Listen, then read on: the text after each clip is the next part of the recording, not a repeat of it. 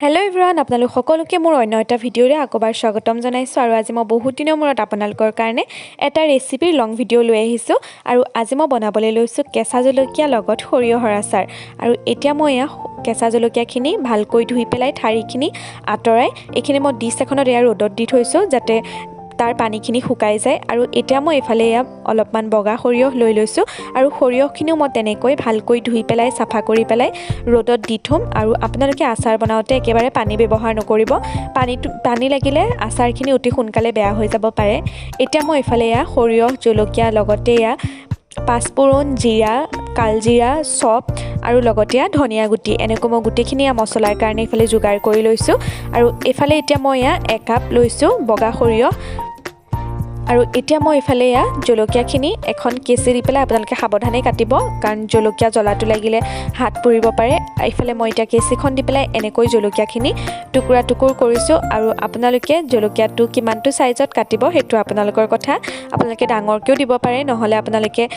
জলকীয়াটো মাজেদি ফালি পেলাইও দিব পাৰিব আচাৰত আৰু এতিয়া মই গোটেই জলকীয়াখিনি এনেকৈ সমান সাইজতে এনেকৈ সৰু সৰুকৈ মই টুকুৰা কৰি লৈছোঁ সৰু মানে কি আৰু মিডিয়াম সাইজত এনেকৈ মই টুকুৰাখিনি কৰি লৈছোঁ এফালে এতিয়া মোৰ এয়া গোটেই জলকীয়াখিনি কুটি পেলাই হৈ গ'ল আৰু এতিয়া মই এয়া কেৰাহী এখন গৰম হ'বৰ কাৰণে ৰাখি দিছিলোঁ আৰু এতিয়া মই কেৰাহীখনত যিখিনি মই গোটা মছলা ৰাখিছিলোঁ সেই গোটা মছলাখিনি এতিয়া মই এয়া ভাজি লৈছোঁ আৰু যেতিয়ালৈকে গোটা মছলাখিনিৰ পৰা এটা ধুনীয়া গোন্ধ ওলাই নাহে তেতিয়ালৈকে মই এয়া মছলাখিনি ভাজি ল'ম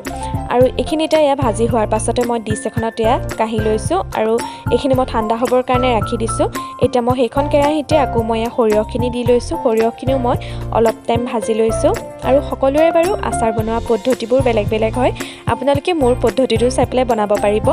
এতিয়া মই এয়া সৰিয়হখিনি ভাজি লোৱাৰ পাছতে সৰিয়হখিনিও মই এয়া ডিছ এখনৰ থৈ লৈছোঁ এইখিনিও মই ঠাণ্ডা হ'বৰ কাৰণে ৰাখি দিছোঁ কাৰণ মই দুইখিনি মিক্সি বাটিত দি পেলাই মই এইখিনি পিচি ল'ম সেইকাৰণে ঠাণ্ডা হ'বৰ কাৰণে ৰাখিছোঁ এতিয়া মই সেই একেখন কেৰাহীতে তেলটো মই এয়া জোখ কৰি দিছোঁ আৰু মই তেল 1.5 কাপ দিছোঁ এফালে মই এয়া কাপ এটাত প্ৰথমতে 1 কাপ তেল দি লৈছোঁ আৰু তাৰ পাছতে এফালে মই আধা দিছোঁ আৰু তেলটো আপোনালোকে নিজৰ জোখ অনুসৰি দিব পাৰিব এতিয়া মই ইয়াত তেলখিনি গৰম হ'বৰ কাৰণে ৰাখি দিম আৰু এফালে এতিয়া মই ইয়াত তেলখিনি গৰম হোৱালে এফালে মই প্ৰথমতে গোটা মছলাখিনি লৈ লৈছোঁ আৰু এইখিনি এতিয়া মই ইয়াত পিচি ল'লোঁ আৰু লগতে এফালে এয়া সৰিয়হখিনিও লৈ লৈছোঁ আৰু এয়া সৰিয়হখিনিও পিচি হোৱাৰ পাছতে যিখিনি